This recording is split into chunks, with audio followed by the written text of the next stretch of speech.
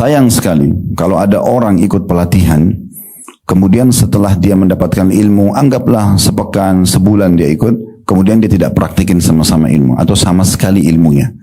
Kalau ada orang kursus nyetir mobil, kemudian sudah keluar SIM tapi nggak pernah setir mobil sama sekali, mungkin manfaatnya yang sangat kecil. Atau orang ikut kursus bahasa Inggris, bahasa Arab tapi nggak pernah praktek sama sekali. Nah seperti itu kurang lebih kalau orang masuk di Ramadan, dia tidak paham ini adalah sebuah lembaga training, kemudian setelah Idul Fitri dia pun menyanyiakannya. Itu yang terjadi. Kadang-kadang banyak di antara kaum muslimin semangat ibadahnya luar biasa di Ramadan, ngejar akhiratnya luar biasa, tapi begitu Idul Fitri semua itu ditanggalkan dan cuma ditinggalkan di Ramadan. Seakan-akan bertakwa kepada Allah Subhanahu wa taala hanya di Ramadan saja. Nah ini sayang sekali karena mereka tidak memaksimalkan Ramadan. Sebenarnya Ramadan itu bekal untuk 11 bulan ke depan Bapak Ibu sekalian, kita lebih lagi mendekatkan diri kepada Allah Subhanahu wa taala, lebih faham kita ini sedang menuju kepada akhirat. Kemudian Ramadan akan datang, kita tingkatkan lagi skill kita.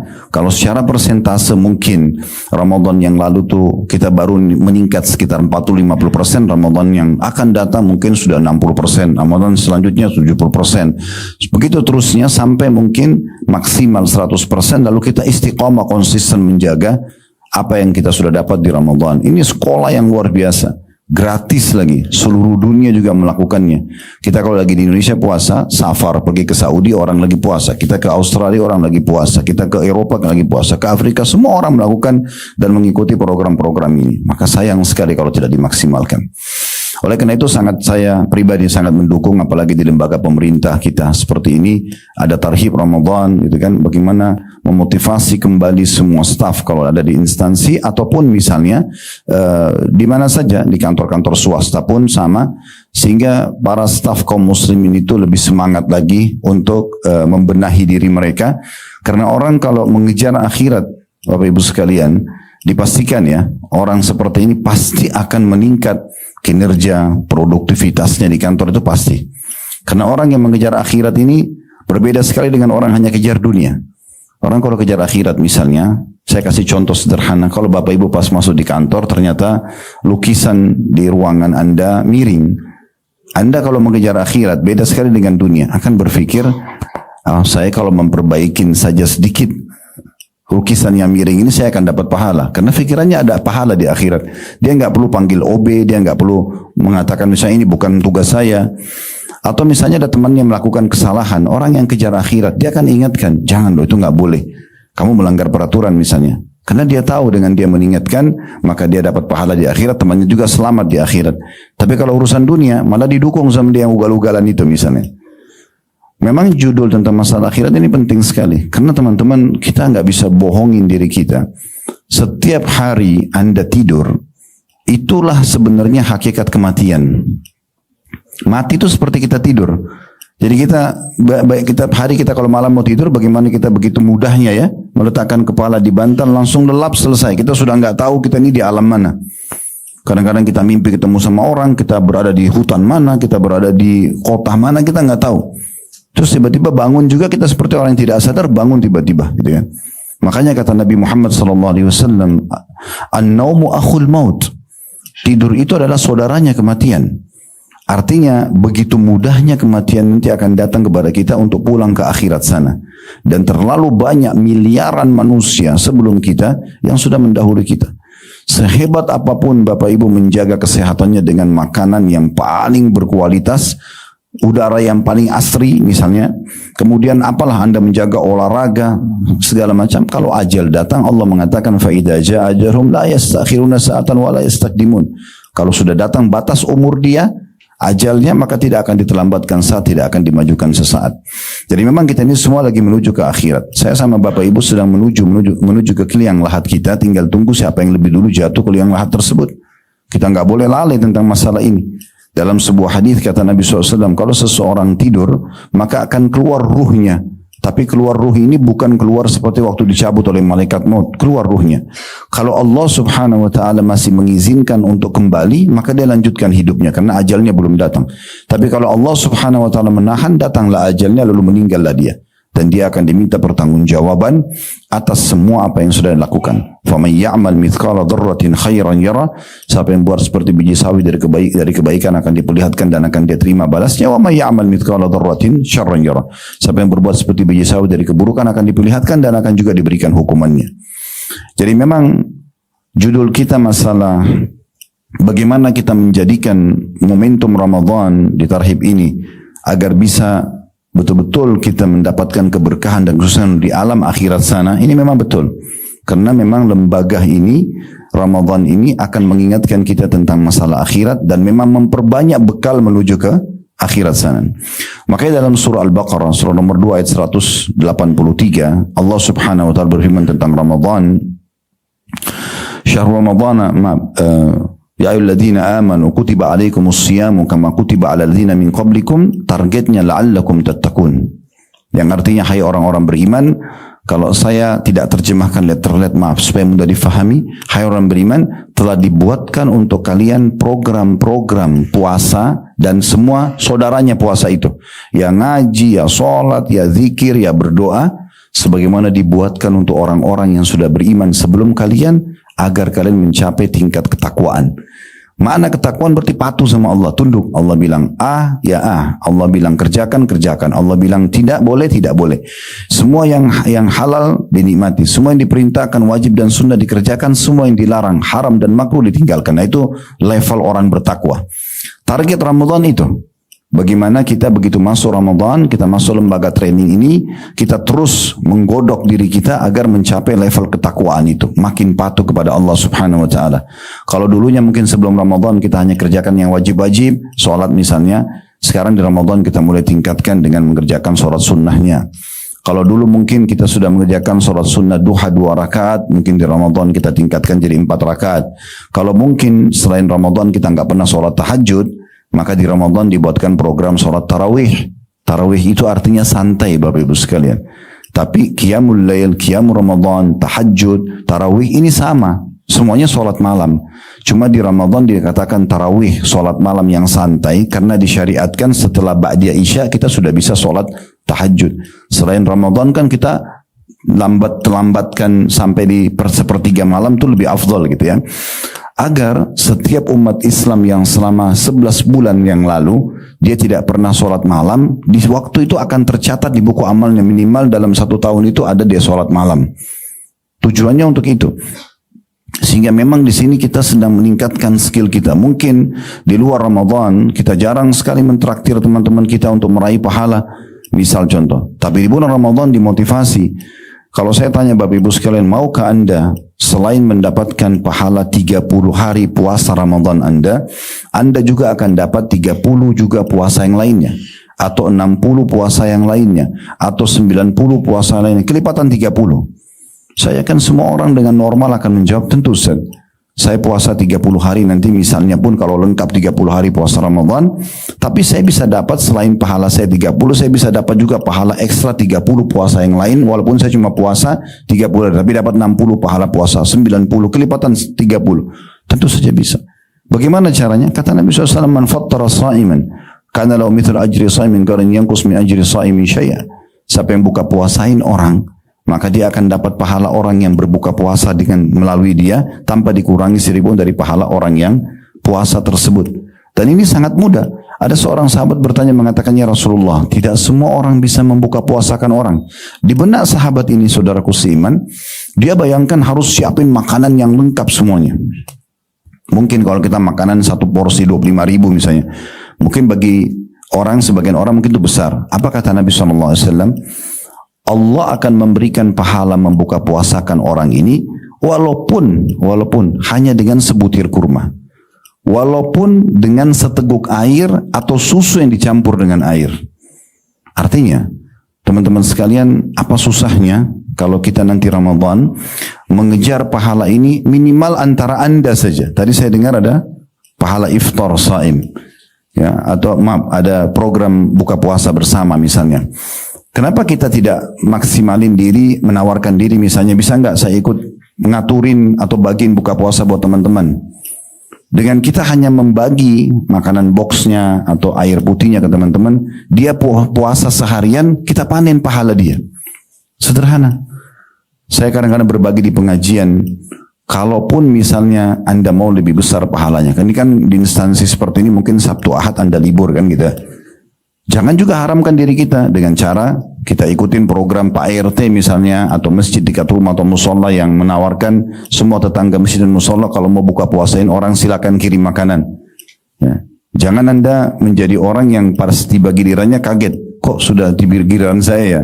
Seakan-akan tidak mau mendapatkan pahala buka puasa. Kalau perlu sebelum Ramadan sekarang ini Anda sudah book ya semua musola dan masjid dekat rumah. Nanti tolong air putihnya dari saya ya, air mineralnya atau kurmanya dari saya.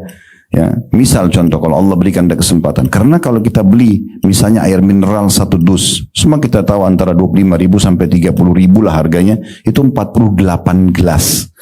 Kalau Anda sumbang ke musola, anggap 1 bulan 1 dus aja, jadi cuma 25.000 atau 30.000 itu, Anda mendapatkan ya 48 pahala puasa kalau 1 gelasnya 1 orang yang minum. Ya gitu. Bagaimana kalau Anda bagi 1 dus tiap hari 1? Berarti 48 pahala puasa hari itu Anda dapat dari orang yang buka puasa di musola atau masjid, dan Anda dapat pahala Anda, berarti 49 pahala puasa hari itu. Kalau 1 bulan itu dikali 30, berapa ribu pahala puasa kita bisa dapatkan.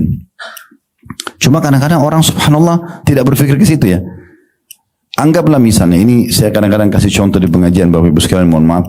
Kalaupun misalnya ada orang malas banget, udah nggak mau terlibat sumbang, tidak mau juga bantu marbot untuk bagi-bagi iftar saim, buka puasain orang. Oke, saya kasih solusi paling ringan. Kalau ini juga tidak mau, luar biasa. Ini orangnya butuh dicambuk gitu ya. Ya. Kalau Anda sudah duduk, misalnya di musola gini, pas mau buka puasa nanti sudah dikasih makanan boxnya, airnya, kurmanya, tukar saja sama teman Anda di sebelah. Ini ya. Kita tukar-tukaran, nanti saya dapat pahala kamu, kamu dapat pahala saya. Ini cuma modalnya begini doang nih, ya. Terus dia dapat pahala kita dapat. Ini kalau nggak mau cambuk aja nih, karena nggak ada modalnya, cuma gini doang. Itu aja dapat pahala mereka, gitu kan? Saya sangat terharu teman-teman sekalian waktu pertama kali kami diberikan beasiswa di kota Madinah di tahun 1990, itu saya masih SMA, dengan beberapa teman-teman kita orang Indonesia, masuk Indonesia yang dapat beasiswa juga. Awal sekali Ramadan, saya pernah bilang sama teman-teman masih sama-sama, ayo kita buka puasa pertama kali hari Ramadan pertama di Masjid Nabawi. Kami turun dari bus kampus habis asar. Saya kaget gitu melihat pas lagi jalan ke Masjid Nabawi, ada orang-orang yang berdiri, Bapak Ibu sekalian, berderet kayak orang berbaris gitu ya. Berbaris rapat sekali mereka, membelakangi masjid. Jadi menghadap ke orang-orang yang datang. Saya sempat bertanya-tanya, ini orang ngapain nih orang nih pada buat kayak saf, kayak nunggu, kayak buat pagar betis gitu ya. Terus kita mau lewat, dan memang harus lewat situ untuk ke masjid. Mereka makin rapat gitu, nunggu. Begitu dekat saya baru tahu. Tiba-tiba saya dipeluk sama salah satu yang saya tidak kenal. Ini laki-laki ya. Ya, jangan salah paham. Mungkin di tempat ibu-ibu juga sama gitu ya. Tapi dia tiba-tiba peluk saya nggak kenal. Mukanya saya nggak kenal orang ini. Baru pertama kali kami Ramadan di Madinah, teman-teman kami maksudnya dipeluk-pelukin juga. Saya paham setelah dibisikin. Dia bilang apa? Saudaraku, ini kurang lebih terjem. Saudaraku, tolong buka puasa di tempat saya ya. Itu bahasa dia, tolong buka puasa di tempat saya.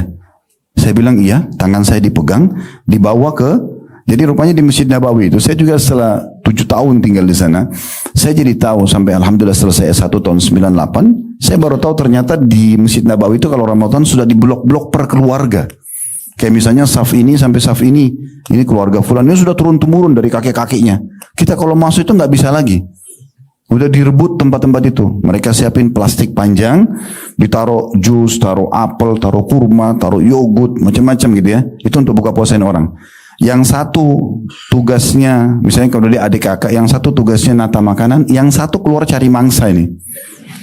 Ya. Kalau kita saya dipegang tangan sampai ke tempatnya dia. Duduk situ, ini ya, ini buka puasa kamu. Kadang-kadang ada yang sampai bilang begini, kan di depannya ini kan saingannya nih. Jangan pindah situ ya. Iya. Itu hampir tiap hari Bapak Ibu bisa lihat fenomena ini di Masjid Nabawi kalau Ramadan sama Masjid Haram Mekah. Mereka berebut tarik kita untuk buka puasa.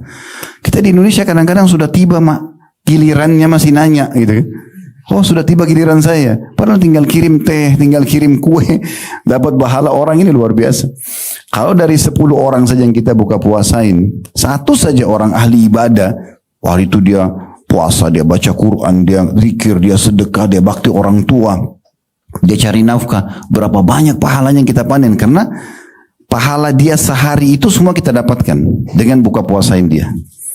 Umar bin Khattab radhiyallahu anhu pernah karena inginnya mengejar pahala ini, pas akhir Ramadan di masa kerajaannya beliau. Karena Umar bin Khattab menjadi raja dari tahun 13 sampai tahun 23 Hijriah, 10 tahun.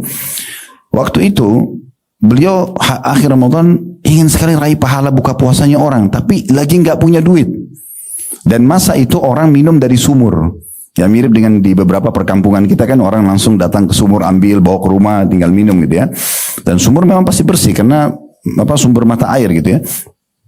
Maka Umar bilang sama satu stafnya, iklankan di Madinah kalau Umar bin Khattab Amir Mukminin mengundang buka puasa. Coba bayangkan kalau datang undangan dari presiden gitu kan di Istana Merdeka, kita bayangkan kira-kira seperti apa buka puasanya.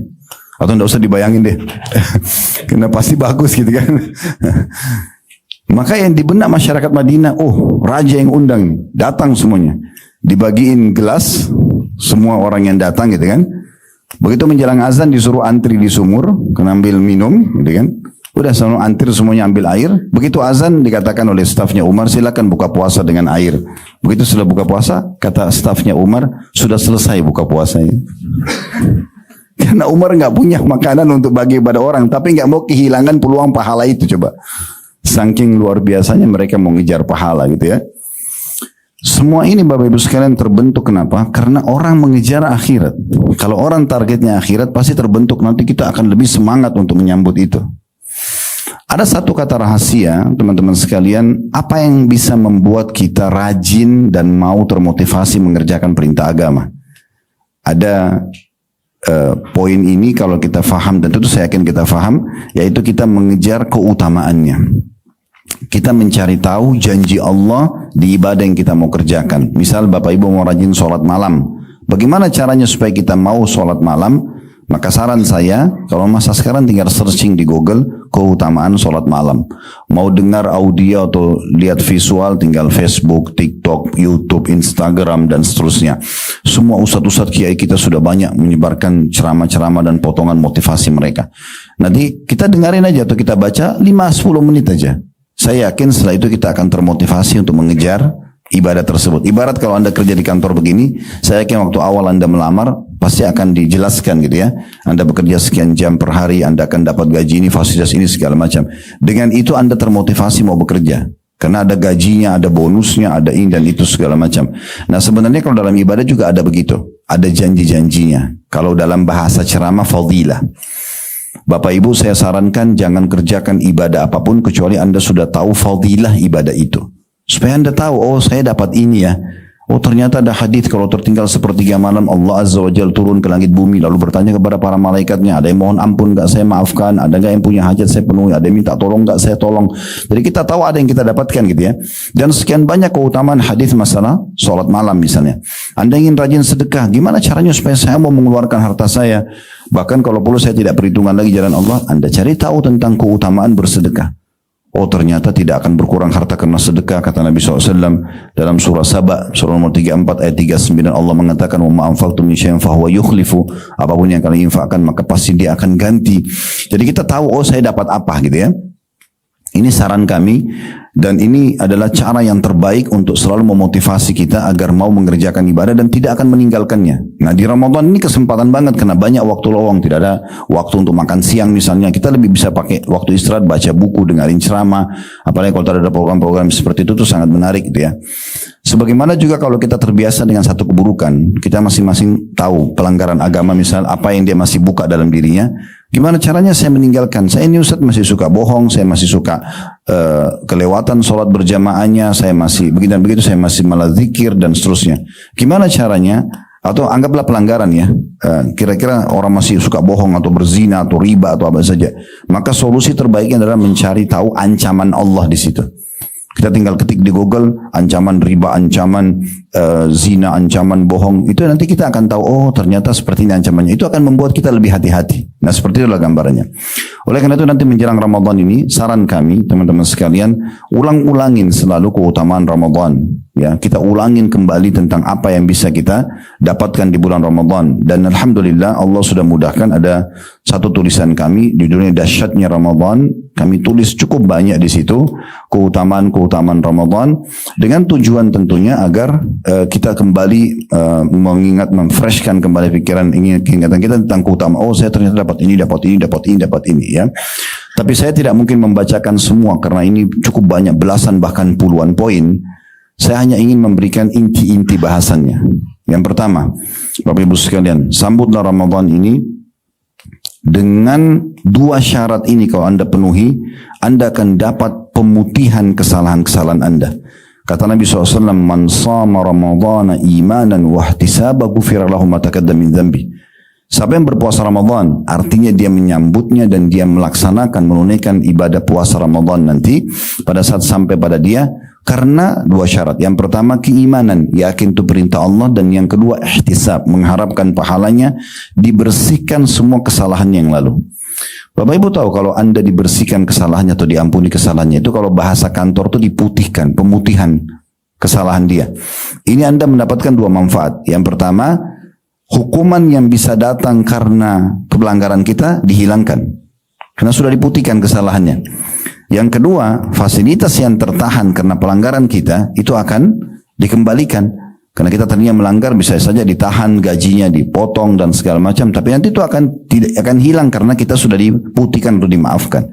Nah, bulan Ramadan kesempatan Anda bisa memutihkan semua kesalahan Anda yang lalu, tidak tersisa. Dari mulai kita balik sampai kita tiba di Ramadan ini hanya dengan dua syarat tadi. Puasa Ramadan kena yakin keimanan karena Allah.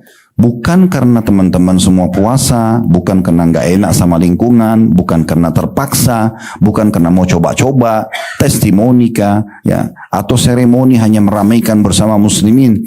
Tapi karena keimanan, orang puasa atau tidak, walaupun kita sendiri hidup di muka bumi ini, tiba Ramadan kita akan puasa. Nggak ada urusannya, itu keimanan maksudnya. Dan kedua, mengharapkan pahalanya. Jadi Bapak Ibu tadi mengontrol diri dari makan, minum, ya maaf tadi disebutkan juga sama Pak Lutfi tentang masalah berhubungan biologis misalnya, kita menahan diri dari semua itu, maka secara otomatis itu kita sedang mengejar pahala karena kita tidak mau melanggar gitu ya, maka akan dibersihkan semua kesalahan yang lalu. Dan ini satu hal yang luar biasa. Kita bisa bayangkan misalnya teman-teman hadir sini, anggaplah umurnya ada yang 30, ada yang 40, ada yang 50 misalnya. Kita anggap ini kalau kita potong 15 tahun saja dari sebelum kita balik. Sebenarnya orang balik itu antara 12 sampai 14 atau 15 tahun. Kita anggap 15 tahun dah. Jadi misalnya contoh umur orang itu 45 tahun, berarti dikurangi 15 jadi 30 tahun dia melakukan pelanggaran-pelanggaran misalnya, ya. Maka dengan dia memenuhi syarat ini karena keimanan dia sambut Ramadan dan juga mengharapkan pahalanya, dibuktikan semua kesalahan dia yang lalu. Jadi tidak kena hukuman konsekuensi dari pelanggaran dan juga akan diberi kembalikan fasilitas yang tertahan. Ini satu hal yang luar biasa. Kalau seandainya teman-teman sekalian tidak ada keutamaan Ramadan kecuali ini sudah cukup buat kita. Dan untuk menguatkan pemutihan tersebut dianjurkan malam harinya selain kita puasa siang, sholat tarawih. Semua orang muslim rame-rame memenuhi masjid, musola. Yang tidak mampu ke masjid, oke, dia sholat di rumahnya, yang penting jangan tinggalkan. Terutama ibu-ibu mungkin kan ada tugas di rumah misalnya. Dan Nabi SAW mengatakan juga mirip dengan tadi. Man qama ramadhana imanan wa ihtisaba ghufira lahu ma taqaddama min dzambi. Siapa yang mendirikan malam Ramadan, walaupun Anda capek dari kantor, begitu ada kesempatan tarawih Anda tetap kerjakan gitu ya. Maka karena keimanan dan mengharapkan pahalanya dibersihkan juga kesalahan-kesalahan yang lalu. Kata sebagian ulama, kalau orang di siang hari dijanjikan pembersihan dosa dan malam hari juga pembersihan dosa, berarti sempurna. 24 jam itu pembersihan dosanya. Terbuka sekali pintu untuk membersihkan kesalahan-kesalahan kita. Ya. Belum lagi sabda Nabi SAW, siapa yang sholat malam Ramadan atau tarawihnya itu bersama imam sampai imamnya bubar, sampai selesai, maka dia dicatat seperti sholat semalam suntuk. Jadi kalau teman-teman misalnya mau sholat, mau sholatnya niatnya 11 rakaat, ya udah cari masjid yang sholatnya 11 rakaat. Anda mau sholat 23, cari masjid yang sholat 23. Karena kalau Anda sholat sampai imam bubar, itu pahalanya seperti semalam suntuk sholat non-stop. Gitu kan? Nah ini juga satu poin yang perlu kita titik beratkan dalam masalah. Tidak masalah Anda mau sholat 2 rakaat saja, 4 rakaat saja, mau 11, mau 23, semua bagian daripada syariat. Tidak perlu diperselisihkan masalah seperti ini. Karena memang ini sunnah. Karena tidak sholat pun tidak ada masalah. Gitu kan? Jadi tidak perlu ribut, oh ini 11, ini 13, ini 23 dan seterusnya. Intinya, Anda jangan luput dari masalah ini. Ya, ini poin yang sangat mendasar sekali dalam menyambut Ramadan. Ternyata ada pemutihan kesalahan-kesalahan kita. Artinya kita jauh dari hukuman, kita juga akan kembali fasilitas-fasilitas yang Allah berikan. Ya. Yang kedua teman-teman sekalian, kita bisa menambah ya kantong-kantong pahala amal kita di bulan Ramadan itu dengan memperbanyak bacaan Al-Quran, dengan memperbanyak zikir, dengan memperbanyak tadi misalnya membuka puasakan orang, sedekah gitu ya. Dan yang tidak kalah penting bagi orang yang memiliki kelebihan rezeki, kalau dia bisa melakukan ibadah umroh. Nah ibadah umroh ini khusus di bulan Ramadan, khusus Ramadan saja. Tidak ada keutamaan umroh seperti ini selain Ramadan.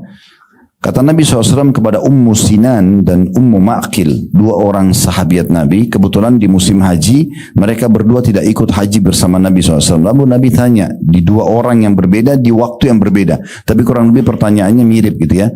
Kenapa kau tidak haji? Kepada Ummu Sinan dan Ummu Ma'qil.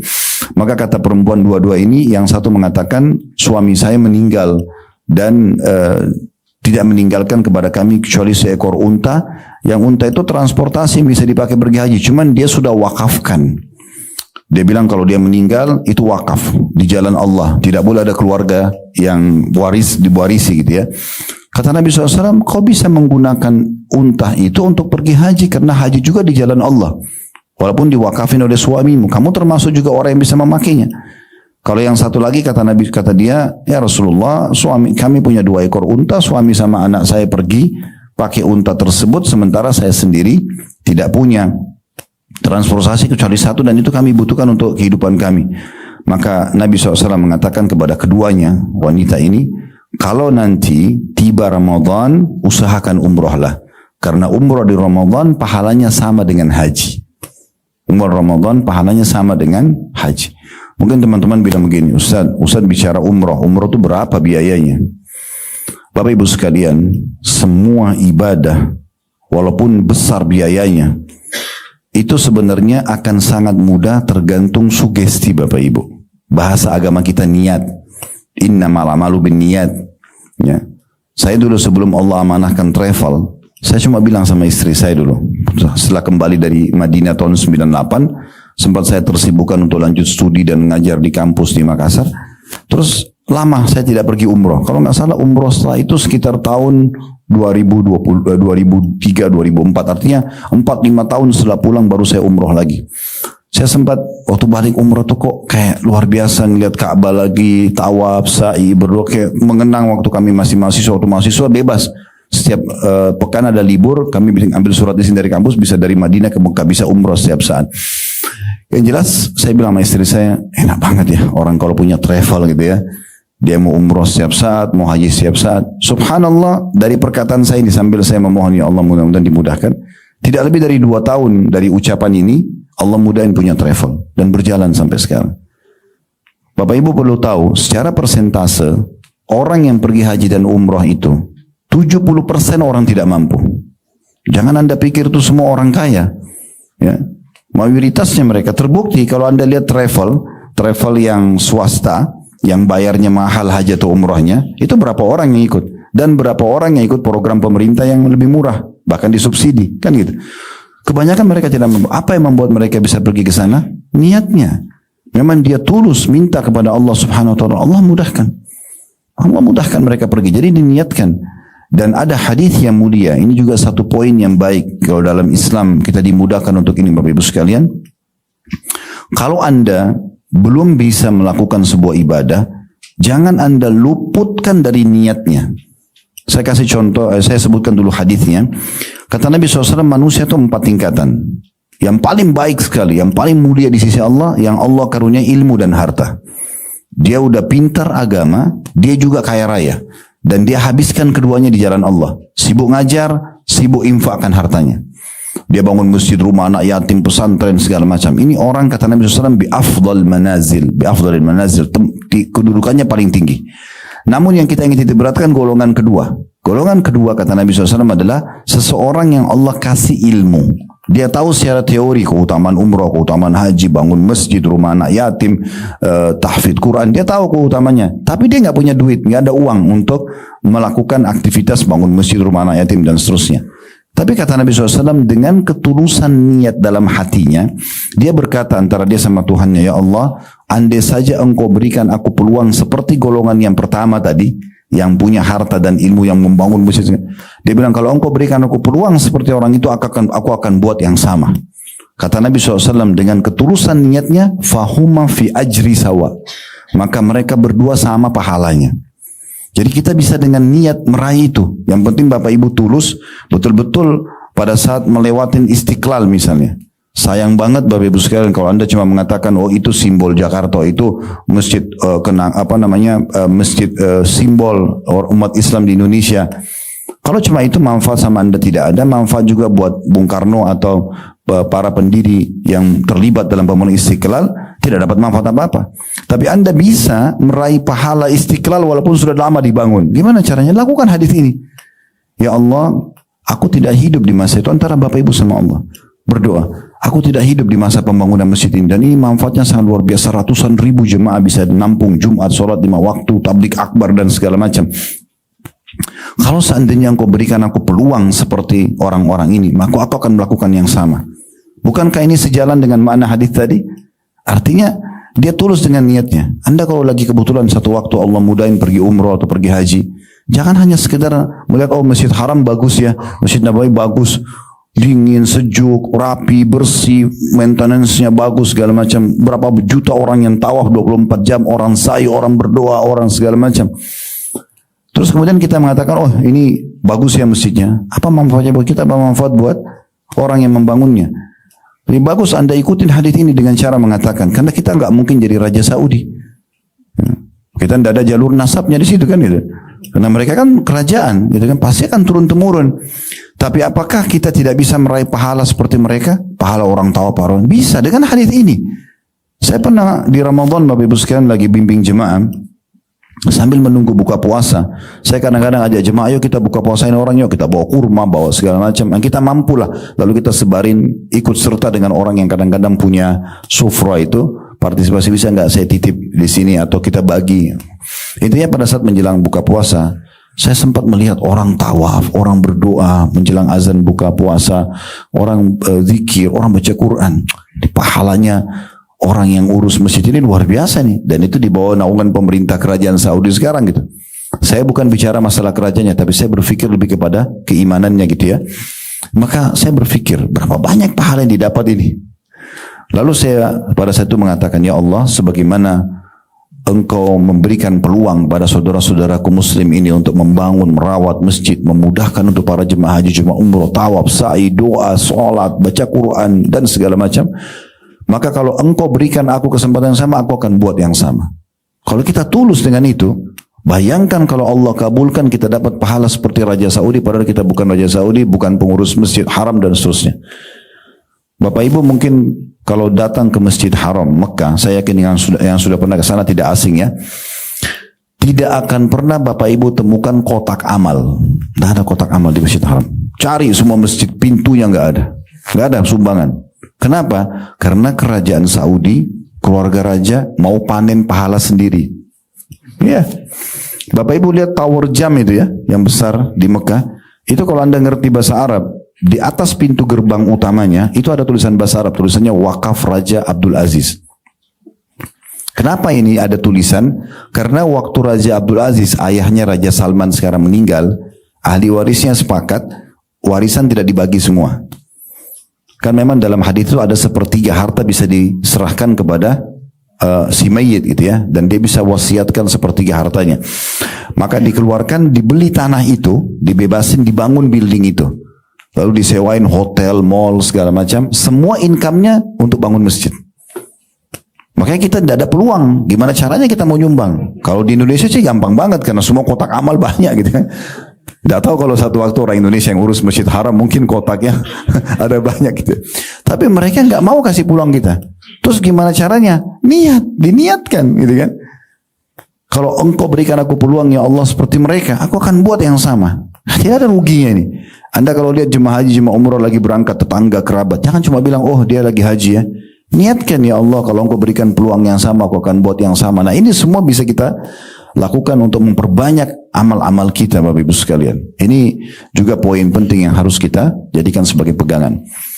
Juga tambahan dalam masalah, tadi saya bilang, mungkin saya tidak bahas masalah keutamaan Ramadan, insya Allah pasti saya yakin akan banyak para dai-dai yang datang menjelaskan itu ya. Tapi saya lebih kepada memberikan Bapak Ibu kendaraannya, supaya nanti maksimal di dalam ibadahnya ya. Selain tadi kita bisa meraih banyak sekali pahala buka puasain orang dan seterusnya yang sudah kita jelaskan, Bapak Ibu bisa juga meraih ekstra pahala dari ibadah yang kita lakukan melalui 3 hal. Yang pertama niat. Tadi sudah kita bilang harus ikhlas karena Allah. Karena kalau Bapak Ibu sholat, puasa, sedekah, apalah zikir, berdoa, sedikit saja terlintas riya karena ingin dipuji oleh manusia yang hanya sepanjang lidah, yang pujiannya itu, oh, kamu hebat, kamu soleh, nggak ada manfaatnya buat kita, badan kita tidak tambah gemuk, kita tidak tambah kaya. Jadi untuk apa kejar pujian orang gitu ya? Jadi kita harus ikhlas, baru bisa diterima amal tersebut. Kata Nabi SAW, Inna Allah la yaqbalu amalan illa ma kana khalisan liwajhi. Allah tidak akan terima amal kecuali yang ikhlas karenanya. Ini yang pertama. Jadi bisa karena ikhlas, maka apa yang kita sudah kerjakan tidak sia-sia. Yang kedua, Bapak Ibu sekalian, juga kita bisa meraih pahala ekstra dengan memarketingkan ibadah itu. Supaya mudah difahami, saya pakai bahasa kantor atau mungkin bahasa bisnis itu dimarketingkan. Nah, kalau daripada Bapak Ibu sholat duhur sendiri misalnya, lebih baik Bapak Ibu sebarin mungkin di grup kita lah di WA. Ini setengah jam, 1 jam lagi sholat duhur, ayo kita siap-siap yuk misal. Atau kita kirim sebuah potongan ayat, potongan hadis misalnya. Dari grup itu misalnya ada 100 atau 200 orang. Apakah grup keluarga, grup teman-teman di kantor, reunian, apalah segala macam, kita kirim. Anggap 10 orang aja yang engah. Oh iya ya, mau waktu sholat nih misalnya. Contoh. Kemudian mereka siap-siap sholat dan sholat sama kita. Anggap kita ini mendapat 10 pahala dari sholat kita. Ini angka 10 cuma contoh. Kita sholat, kita dapat 10 pahala. Tapi 10 orang yang sempat datang mengerjakan sholat juga, misal mereka juga dapat masing-masing 10 pahala, kita akan dapat 110 pahala. Karena pahala kita 10, pahala 100 orang itu juga kita akan dapatkan masing-masing 10 tanpa mengurangi pahala mereka. Kenapa kita tidak marketingkan? Sekarang misalnya Bapak Ibu menjelang Ramadan, lagi Anda buka artikel, tadi saya bilang coba searching di Google misalnya keutamaan Ramadan, Anda baca kok menarik benar nih. Apa susahnya itu, tinggal diambil kita share ya ke grup kita, mungkin dari sekian banyak orang ada yang baca. Atau potongan ceramah di Instagram kami, banyak sekali ceramah sengaja kami potong 1 menit. Bapak Ibu tinggal ambil, download gratis, modalnya hanya sekedar share. Mungkin ada orang yang dapat hidayah karena itu kita marketingkan. Jadi kita bisa sebenarnya meluangkan waktu yang sama. Kayak tadi sholat duhur, waktunya sama, ibadahnya sama gitu kan. Energi yang kita keluarkan sama, tapi pahalanya beda. Nah itu.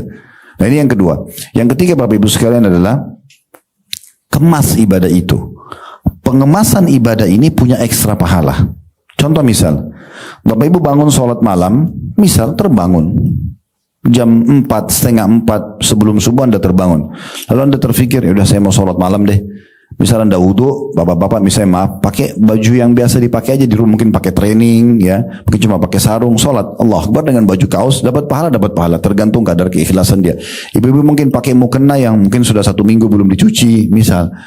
Ya, sholat aja, yang penting sholat gitu kan. Yang dibaca terlintas ayat-ayat yang ada di benaknya. Dapat pahala. Nanti antara dia sama Allah itu ya, menilai pahalanya. Tapi akan beda pahalanya dengan orang yang mengemasnya. Ngemas itu maksudnya sebelum tidur malam dia sudah niat duluan. Saya mau sholat. Ada sebuah hadis Bukhari kata Nabi SAW, man hamma bihasanatin wa lam ya'malha kutiba lahu hasanatun kamilah. Siapa yang niat mengerjakan satu ibadah dicatatkan baginya satu pahala lengkap walaupun dia belum mengerjakan. Jadi Bapak Ibu kalau mau tidur, niat sholat malam, kita tidur nih, sholat malam sudah dicatat satu pahala. Fa'in amilah, kalau dia sempat kerjakan sholat malam yang dia niatkan tadi, kutibalahu asyru adhafir, dicatatkan baginya 10 kali lipat, ila 700 di'fin, sampai 700 kali lipat, ila adhafin kathira, dan sampai kelipat-kelipat yang banyak, tergantung kadar keikhlasan dia. Jadi diniatkan, mau keluar nanti saya akan sholat di masjid ini, saya akan sedekah, saya akan baca Quran, saya akan jenguk orang sakit. Di niat ini sudah dicatatkan pahalanya. Maka ini kemasan pertama. Kemasan yang kedua, Bapak Ibu bisa menyiapkan pakaian khusus untuk sholat malam. Saya ibu-ibu sudah cuci mukenahnya, dibubuhi minyak wangi, karena pakai parfum untuk menghadap dengan Allah boleh. Bapak-bapak sudah siapin baju kokonya, kopiahnya, sejadahnya dibubuhi parfum. Ini kemasan juga.